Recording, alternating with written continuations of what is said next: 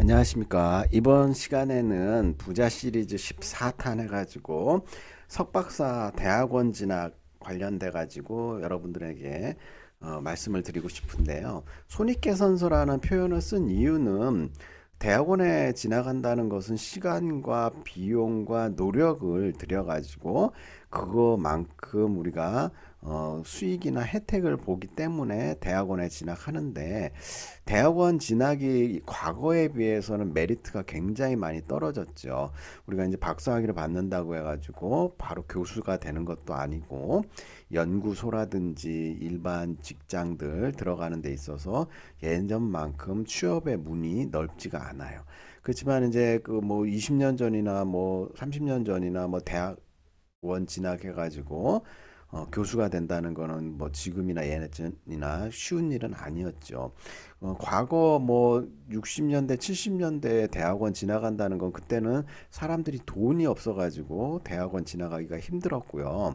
요새는 대학원 나와도 특별히 취업이 보장이 안 되기 때문에 대학원을 많이들 안 오는 경향이 있고, 뭐 고생만 한다 뭐 이런 인식이 많이 사로잡혀 있어 갖고, 그래서 우리 대학원 진학에 관련돼 가지고 학부 졸업하는 대학생들이라든지 그다음 직장인 같은 경우에는 경영대학원 다니까 이렇게 진학을 할까 이렇게 특수대학원 고민하는 사람도 있고, 그다음에 직장 들어간 지 얼마 안 되는 사람은 공부를 더 하고 싶어 갖고 유학을 갈 것인지 그 지역에 가까운데 대학원을 갈지 이렇게 생각을 해봐야 되는데요. 우선 그 대학원에 진학을 하게 되면 시간이 많이 걸리죠. 그래서 학부를 졸업하고 2년간 석사학위를 받기 위해서 시간을 2년을 더 투자를 하게 되면, 그 자기가 열심히 노력해서 공부만 한다면 분명히 학부 졸업한 것보다는 더 좋은 직장에서 약간 더 높은 연봉을 받을 수가 있겠죠. 그래서 이제 우리가 이제 큰 그릇은 시간이 걸린다 해갖고 대기만성이라는 표현을 쓰고 있거든요.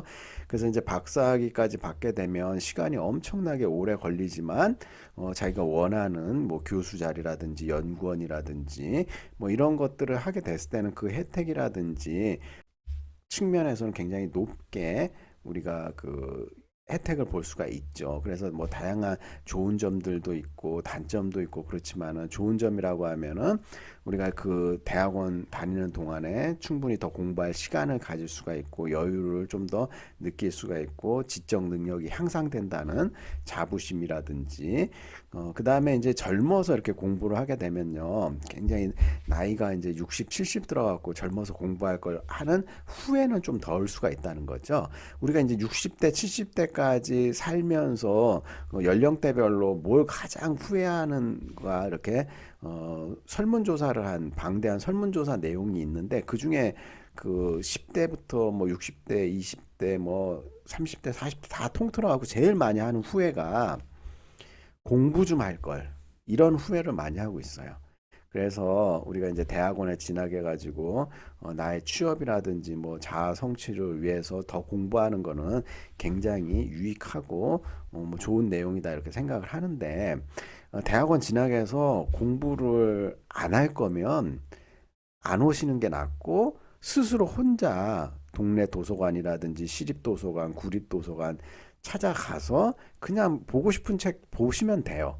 굳이 공부 안 할 건데 대학원에 가갖고 등록금에다가 시간에다가 이런 거 낭비하실 필요 없고, 공부를 하고 싶은 마음을 갖고, 이 공부하고 싶은 마음은 나이 30, 40 넘어서 가질 수도 있고, 그렇지만은 40, 50 넘어갖고 다니던 직장을 관두고 대학원에 진학해가지고 학위를 받아갖고 뭔가를 한다는 건 너무 리스크가 크죠.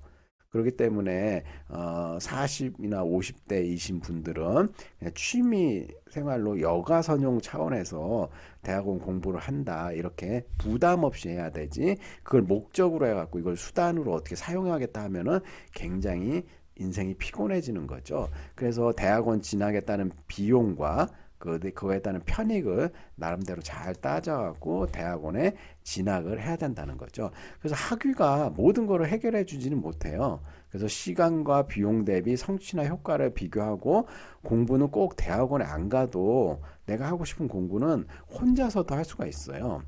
그 다음에 독일 같은 경우에 예전에 이제 박사학위 받는 박사과정 진학을 하게 되면요, 생활비에 책값에 보조금이 엄청 나와요. 그래가지고 직업이 박사과정인 사람들이 많이 있어요. 그래서 학위를 막 3개, 4개씩 이렇게 따시는 분들도 독일에서는 있었는데, 지금은 이제 재정이 옛날 같지 않아 갖고 그래도 학비는 이렇게 면제를 해주는데, 박사학위를 이제 뭐 경영학 박사학위 받았으면 굳이 뭐 법학 박사학위 필요 없거든요. 그 다음에 공학 박사도 필요 없고, 박사학위 하나 갖고 그 다음부터는 스스로 공부하고 싶은 거 공부하면 돼요. 근데 이제 학위 과정을 다니면서 친구도 사귀고, 그리고 그거에 대한 보람도 느끼고, 그러면서 이제 대학원을 오는데, 어디까지나 여유가 있을 때 우리가 다녀야 된다는 거예요. 그래서 사람은 그 새로운 세계에 대한 궁금증과 인맥을 형성하기 위해서 대학원에서 이제 새로운 지식을 축적하기 위해서 진학을 하는데, 인정 욕구를 굉장히 많이 필요로 하는 동물이 바로 사람이에요. 그래서 이제 대학원에 진학해서 소속감이라든지 성취감이라든지 이걸 통해 갖고 내가 다른 사람에게 인정을 받기 위해서 대학원 진학을 한다, 이렇게 얘기를 하고요. 최재천 교수님 말씀으로는 학위를 받아갖고 교수로 하겠다고 대학원 오는 거는 그 별로 추천하지 않아요. 왜냐하면 교수 되기가 너무 힘들고 된다는 보장도 없기 때문에 공부는 그냥 하고 싶어서 하는 거지, 교수가 되기 위해서 대학원 진학한다는 거는 별로 추천하고 싶지 않다, 이렇게 말씀을 하시고 있고요. 그다음에 이제 하이브레인 넷이라고 해갖고 우리가 대학원에 진학하기 위한 사람들 어떻게 어떤 과에 그다음에 취업률이라든지 진로라든지 이런 고민하는 토론회 장을 만들어주는 사이트가 바로 하이브레인 넷이에요. 이 하이브레인 넷은 고급 석박사 인력들의 취업 정보라든지 이 사람들의 고민이라든지 취업 뉴스 뭐 이런 것들이 막 올라오고 있고, 토론장에서는 진짜 가감 없이 현직 교수님들의 의견이라든지 내용들, 고민, 고충 뭐 이런 것들이 진솔하게 올라와 있어 갖고 이따가 이 사이트를 한번 소개를 시켜 드리도록 할게요. 자, 그러면 우리 좋은 그 자료가 나와 있는 내용을 한번 보시면은, 진로 진학 뉴스라는 에듀진이라는 데가 있는데, 여기서 경쟁력 높은 대학 가고 싶다고 취업률 말고 대학원 진학률에 주목을 하다. 그러니까 좋은 대학 같은 경우에는 취업률이 높죠.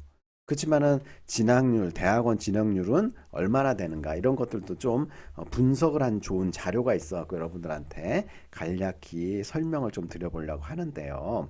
대학원 진학률 1위는 디지스트라는 과학기술대학교고, 일반대에서는 서울대, 연세대, 고대, 이화여대, 서강대 순으로 대학원 진학이 많다. 그러니까 졸업생 대비 그 진학률을 따져봐야 되죠. 근데 이제 뒷부분에 표로 나와 있으니까 설명을 드리고요. 서울 상위권 대학의 대부분 대학원 진학률이 높다, 이렇게 얘기를 하고 있고요. 취업률 1위는 2019년도 보니까 졸업생 중에 77%의 취업률을 기록한 성균관대학교가 취업률이 높다, 이렇게 대학 알림이 정보 공시에 나왔고, 그 뒤로 취업률은 한양대, 서강대, 고려대, 서경대, 그다음에 연세대, 서울대 순으로 나와 있고, 이 취업률 순위가 바로 그 대학원 진학률하고는 상관이 크게 없다, 이렇게 말씀드리고, 대학의 경쟁력 바로미터로 대학원 진학률을 좀 제시를 하고 있는데, 이게 꼭 맞다는 보장은 없지만 우리가 재미로 각 대학별로